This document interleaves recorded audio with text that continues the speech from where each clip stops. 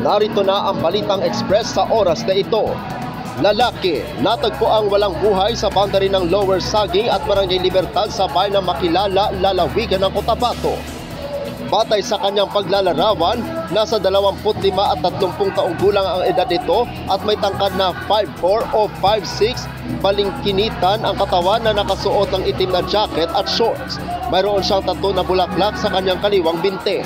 Ayon sa mga naninirahan, mayroon silang narinig na 4 na mga putok pasado alas 11 kagabi pero hindi nila ito pinansin.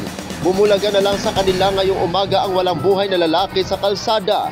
Inaalam pa ang pagkakakilanlan ng biktima. Hindi pa kumpirmado kung ano ang sanhi ng kanyang pagkamatay. Nasa area na ang Makilala PNP para maimbestiga at inaalam kung biktima ito ng summary execution. Ipinapanawagan naman sa mga may nawawalang kamag-anak na maaari silang magtungo sa PNP o sa Car Funeral Home sa Barangay Poblasyon, bayan ng Makilala.